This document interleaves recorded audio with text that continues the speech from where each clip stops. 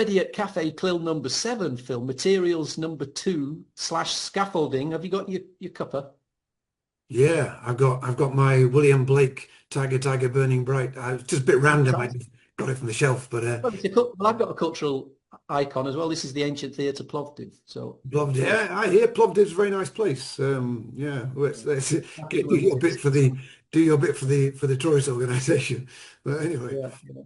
I mean, we decided we were going to have maybe 2 or even more discussions related to materials because it is so broad, hmm. and I welcome that because there's a lot to say, isn't there? And we've got a contribution from a colleague, Kath Bilsborough, who is a materials writer, so we'll get a nice viewpoint from her. But why don't we go back to our own book? Because I think in the section where we deal with scaffolding and embedding language, you wrote that. Would you want to say a few words about scaffolding, embedding, and implicit explicit language to get us started?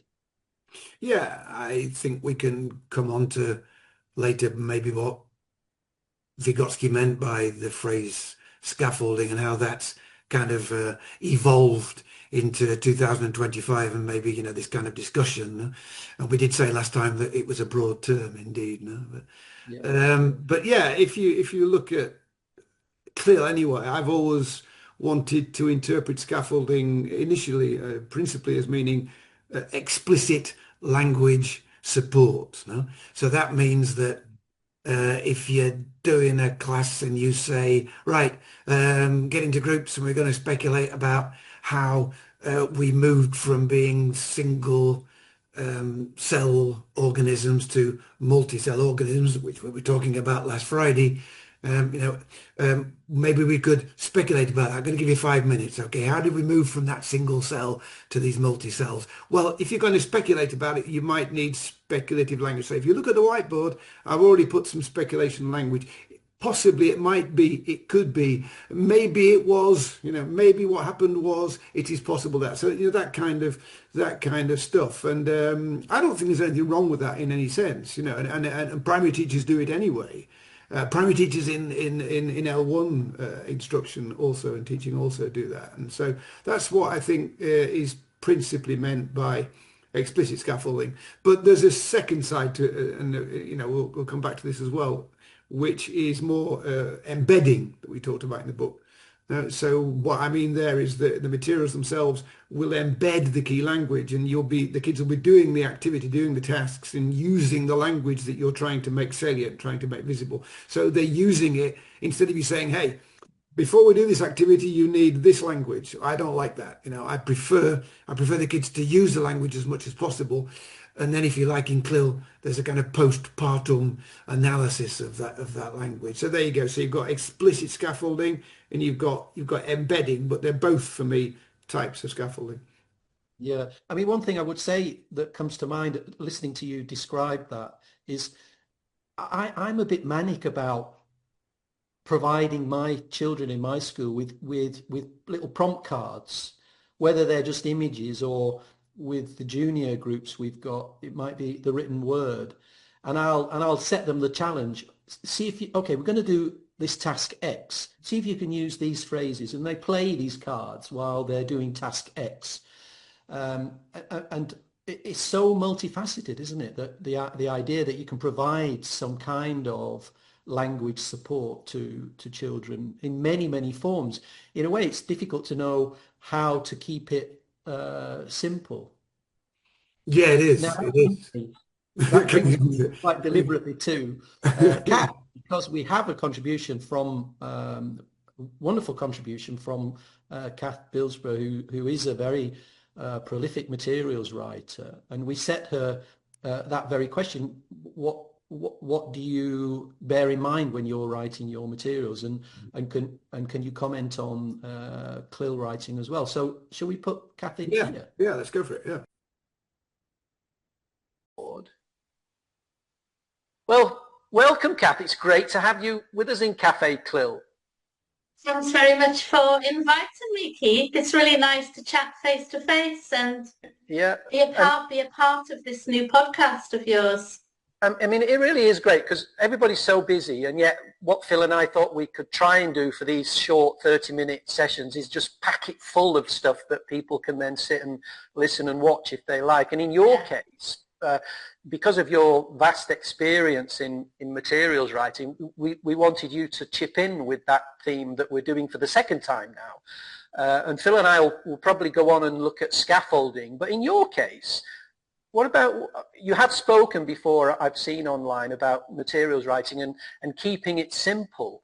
I mean, perhaps you could say something about that. You know, what does that mean for you in terms of language materials writing? And then perhaps say something about your experience with CLIL materials writing as well, because you have that experience as well. Okay. Well, thanks for bringing up the subject of keeping it simple, because it's one of my life philosophies, if you like, and I really think that we overcomplicate everything that we do when it comes to talking about materials writing now, but probably in life in general.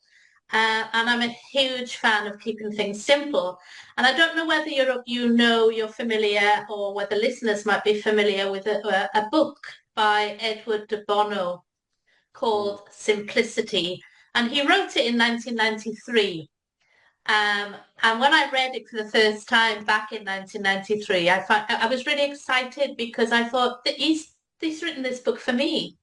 It's everything he said was just, made so much sense. And he basically has 10 rules for simplicity. And he wrote it for people working in business, etc. But I think it's worth reading, whatever your walk of life is, if you like. And since reading this book, I keep going back to it and thinking about what would he say. So when I write materials, and when I see materials, when I use materials, I often think, oh my God, it's too much. It's overwhelming for the teacher and for the student in the classroom. So the first thing his first rule, he has these 10 rules, and his number one rule is to place a high value on simplicity. And then his second rule is to seek it out. So that when, as a materials writer, when I'm creating ELT materials, for example, the first thing I do is think, how can I simplify everything? Because as you know, and as teachers will know, and as materials writers know, we have a lot of boxes to tick when we write materials. So we're writing a course book or something, and this is the same for CLIL materials, whether it's a science book or whether it's an ELT book. We have to have the content that's on the curriculum that the children or adults are going to be examined on. That needs to be there, and that might be topics in ELT. It'll be language points, grammar, etc., certain skills. And then we have a whole load of other stuff. And each time a Ministry of Education includes some of this other stuff, what I've noticed is they don't take anything away. They just... Yeah. So it ends up that you've got... So I'm talking about things like values education, competencies. More lately, we're asked to include things about sustainability or inclusion, etc., etc. They're all important. Don't get me wrong. I'm not suggesting for a moment that they're not. But we are sometimes in danger of throwing the baby out with the bathwater, if you like. So we have to look at, right, what is vital? And for me, in terms of writing materials, I always start by thinking, what's on the page? What are the students going to see? And I really get irritated when I see something that's too busy and too messy and too many things. And I'm guilty of it myself. I'm not suggesting for a moment that, I've got all the answers, because sometimes it's nigh on impossible. But what I would suggest that when we're trying to keep things simple is sometimes just look at what can be removed. And another one of Edward de Bono's 10 rules for simplicity is to challenge the existing elements that you've got and discard the ones that you think you cannot be justified. Mm. So if you actually think that we don't need that on the Mm. page for whatever reason, take it away. I'm a great fan of having the students' pages, if you like, really as clear as possible, but with support, obviously, that they need on the page. And then having all the extra things, if you like, in the teacher guide or the teacher materials. And when we talk about like all these buzzwords, but some of them are really important, these extra things, the things like values, for example, my thinking is, in general, and I think it's the same for CLIL and ELT and probably all educational materials, if they're written well from the very beginning with a lot of planning and thought going in at the very early stages, then by the time we get to the finished results, probably all of those things that the ministries are asking for are already there. Mm. They're already there. So, for example, when it's something like, I keep coming back to values education because that's an obvious one, but when one of the values that we have to include in primary education and in secondary is things like the learners are learning how to share and work together, or this kind of thing. So all you have to do is set up a pair work task, and you've done that. You can tick that box. It's not adding extras, it's seeing what you've got. And so Kath's main point, I think, is to keep it simple, Yes. isn't it? She actually stresses from De Bono, 10 rules on simple life, I think she listed. And one of them is keep it simple. Absolutely, and I know what she means, and I agree with her 100%. Particularly as Kath has written for secondary, but I think her main writing has been for primary, and so you're always very conscious, I think, as a materials writer for primary, of, as she says, keeping the clutter off the page.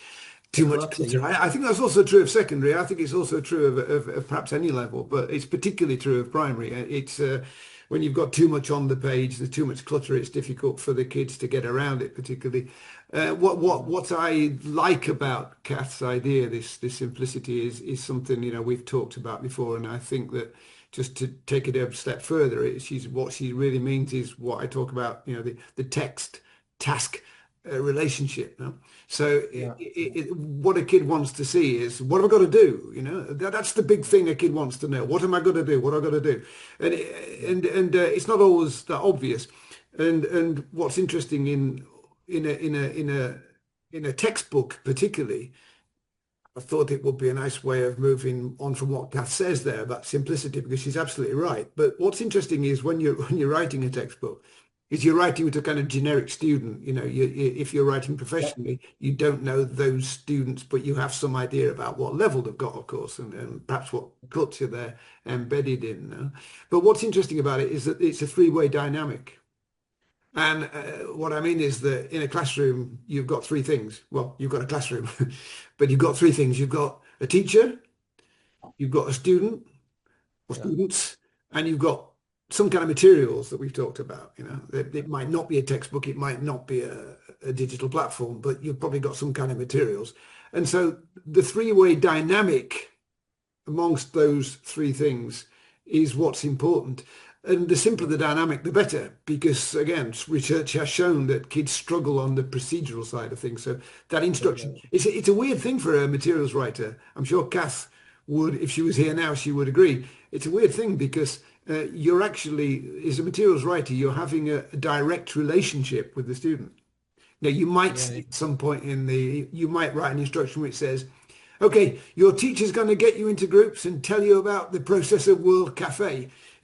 Kath said that when things get difficult, she puts it in the teacher's book, and absolutely the teacher's guide. That's what I always did. If the procedure got too complex, take away the clutter from the textbook and the materials, put it in the teacher's guide, absolutely. I mean, because it's a very complex process. So we're still keeping it simple, but a World Cafe Yeah. itself is not simple now. So again, there's that instruction and that relationship you have with the student. And again, the instruction needs to be pretty simple if you're talking directly to the student in that dynamic. Now, what are you going to do and what are you going to use and how are you going to do it? Probably one sentence, and in primary as well. So absolutely, the language you Yeah. use as well in the instruction. So even the teacher's language is important to scaffold at the right level for depending on the learners, of course. And I talk about teacher talk a lot on my courses, and largely because I work with teachers who don't feel very confident about their level of English, you know. But um, I always quote you when I start talking about them to them about their self-confidence. And when I think you said if you want your students to talk, talk less yourself. Mm. And I think that holds very true for scaffolding teacher talk is, simplify, get it at the right level, basically, rather than allow your confidence in the language. I mean, native speakers, I think, are probably the worst culprits for this, that because they're so fluent, they fill the air with words when actually what students might need is it pared down to basically what they need to know and what they need to do. So I agree entirely. That's Scaffolding. massively that's massively true, Keith. When you observe teachers, the best teaching I've seen in CLIL has been when teachers have pared down that modelling teacher talk right down just to the language that is needed, and they're making that academic language salient. No, I absolutely. think there's a bit of magic in that dynamic that you talked about, the three-way dynamic. I often refer to it as an interface between learners and the learning. Yeah. I guess I put the teacher on the learning side because they're a source of this new knowledge. And the interface is all about that dynamic. What the teacher creates as a space for activity, whether it's shuffling cards around. I like to shuffle cards around in my classes, and then create a moment where children have to communicate with each other while they're organizing these cards. Just as an aside, thinking about keeping things simple, science colleague put me onto a series of course books for high-level science, where the books were printed meant for the students to tear the pages out and then organize the content in a folder. And I thought that was just a fabulous idea when I saw it. Yes, of course, because what the students are going to do with that content is put it in a personalized structure in Right. some within their folder. Mm. And in a way, what I think CLIL is all about is more of those ripping the pages out type of opportunities, not necessarily physically ripping things out of books, Yeah. but, organizing stuff in a way that is person specific. And that brings me to, I mean, I mentioned before we started Tony Buzan and mind mapping, and I got quite into creating mind maps when I was working with the British Council, attending lots of workshops and conferences, Mm. and producing these very personal graphics for what I've been listening and watching. And I think there's a lot in that children and students developing skills for seeing a summary of what it is they're being asked to learn. But Yeah. I raised a flag of warning with the mind map. It's not, it's Buzan's tool is a very personal tool, which it's recommended that we understand our own styles, whether it's color, sound, imagery, and use that to create something personal that our brains will easily recall. But I think what CLIL needs to do, when it's done well, is find non-person specific structures. And those are the generic structures that Yeah. are within all concepts. Yes. And I bash on quite a lot about that with you as well, Phil, I know. But I think it's raising awareness in teachers' minds, in CLIL teachers' minds, about how to identify these conceptual structures and make use of them as interface in that three-way dynamic that you mentioned. And I've got a lot of examples I'll share with colleagues about those conceptual structures. For example, one text I use with colleagues on my workshops and courses is, it's a linear text on diet and disease, and the text is describing connections between food and health. I know it. Yeah, it's good. And actually, within the linear text, it's basically a page from a textbook of students' notes. There's an obvious generic structure, and the generic structure, when you begin to read the linear text and understand how the concepts are organized, is a series of flow diagrams. Each food item can lead to a problem, can cause certain consequences, yes, can be avoided by another kind of behavior. Yes, I remember. You've actually got a group of cells, maybe with arrows in between them, showing that that concept of food item and ill health and how to avoid it. And so one of the tasks I give teachers is to try and discover that conceptual organization. And I think the better get at it, the easier CLIL materials writing, I think, will be for them. Sorry, Phil. No, I was going to say I stole it once. I remember that you used that for vocational education in Austria, and I stole it once. And I just, you know what you do with other people's materials? You often just add a little bit that's kind of more personal to you. And I just used it to try and illustrate how you would illustrate the word unless. You know, unless.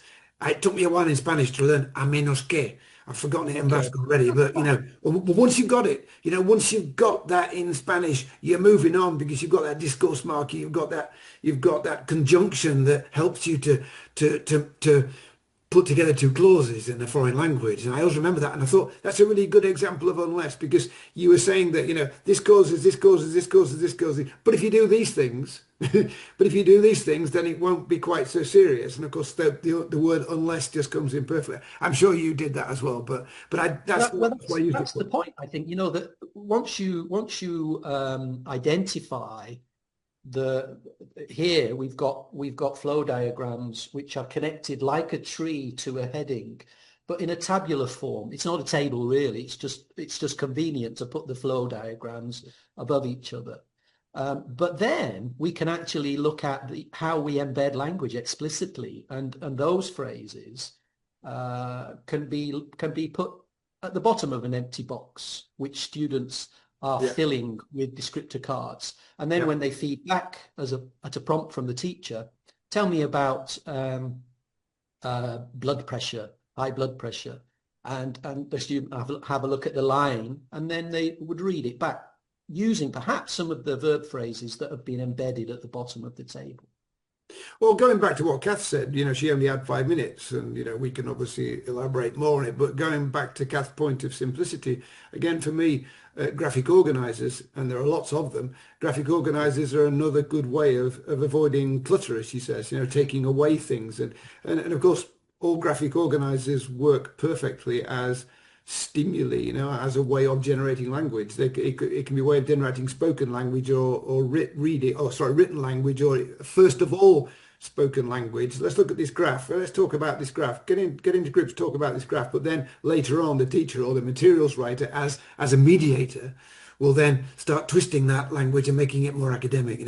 This graph describes the relationship between, but kids won't say that when they're talking. They'll just say, yeah, that's the smallest, and da da da. So again, as Kath says, just having the graphic organizer and not some massive dense text on the page is going to make it better for the kids, both in primary and secondary, I think, and also you're generating language, and then of course you can start scaffolding it during the process, as you're saying. Another example comes to mind from one of the vocational courses we taught in Austria, a chemical engineer describing the filtering process. So he starts his lesson with a YouTube video with this machine, massive water filtering machine, and the narrator, I think it's an American, describes how the machine works. And this colleague created a very nice scaffolded sequence of tasks for his upper high school chemistry students in this high school in Vienna. And what he included, of course, the filtering process is a cycle. So he'd identified the steps in this filtering cycle, yeah, and given it as a scaffold to the students while they watch and listen to the YouTube video. Just make simple notes on what they think the steps are. That's it. And then he gave them some explicit language. He gave them full descriptors for each of the steps, but only the step phrases were in the right order. Pairs of students had to work out what the right description would be from these mixed up cells in the rest of this handout. So it's very explicit, but again, it's this dynamic pairs working out what the right descriptor would be. And then he got them to practice telling the description of the cycle of the filtering process. And then he got a superstar to come out to the front of the class and deliver the description in front of everybody. It's I think in a way, you know, what I'm banging on about these structures is they're everywhere. And if the teachers can say, oh, right, it's a cycle, then it gives them the chance to create that interface that we were talking about between the learner and what they have to learn in a very managed way, which is what CLIL is all about. Yeah, it is the materials writer as mediator. You know, that's going. I think that's an important point to make. You know, mediator in that three-way dynamic.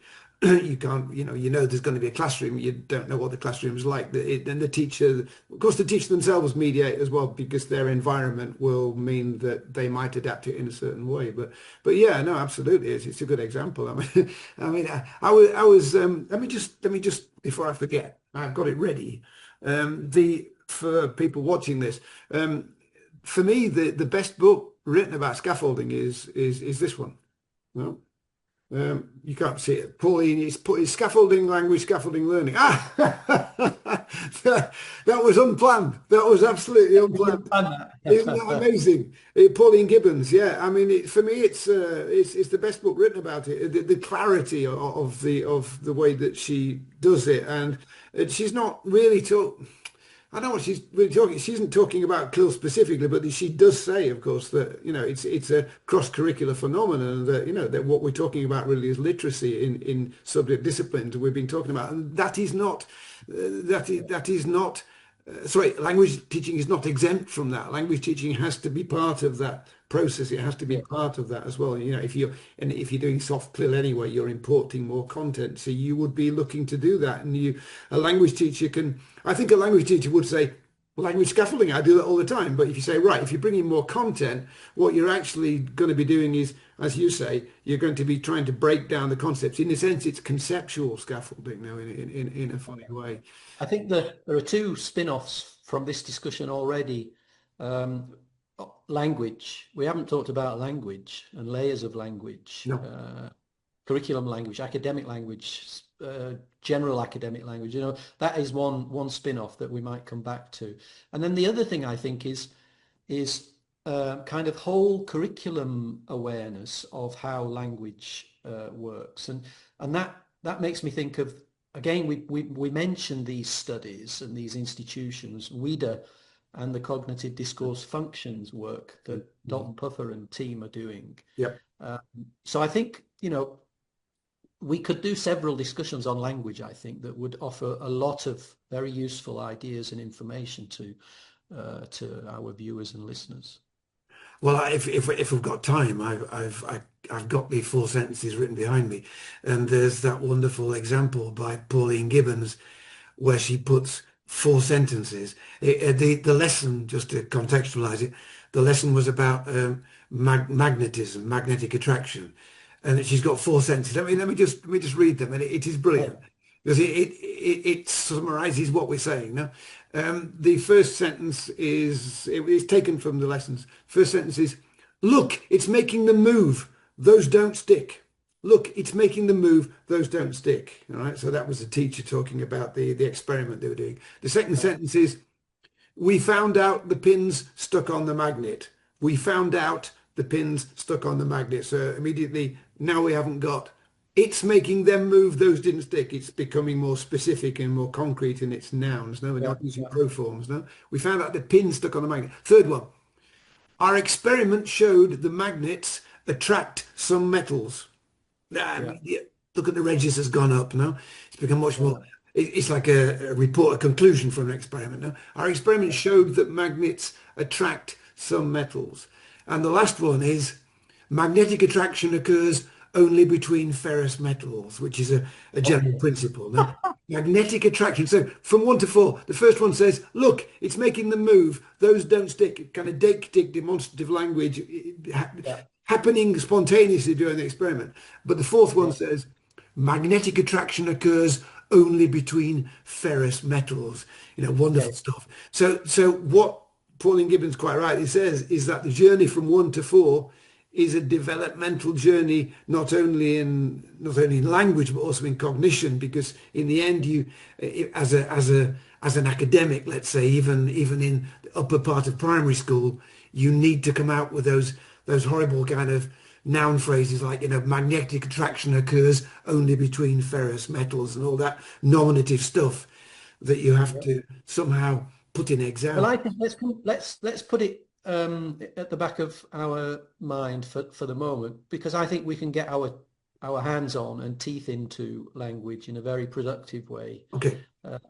Because actually today we're looking at materials and scaffolding, and of course language is part of that. But um, you mentioned Vygotsky and Yeah. scaffolding right at the beginning, and I think I think in Pauline Gibbons' book, she takes this principle of supporting learners to a certain point, and then they've got what they need, and they can go off and work independently. It's the jigsaw metaphor. It's absolutely wonderful. I'm sure people would like it. She talks about Vygotsky's ZPD, the zone of proximal development, and the fact that I don't know if it was Vygotsky who originally used the idea, but it's a parent sitting with a child doing a jigsaw, and the parent says, hey, look, maybe it's, look at the shape of the piece. Maybe it's the shape that you need to fit in. Or the parent says, Okay. maybe it's the color that fits with that shape. Or the parent says,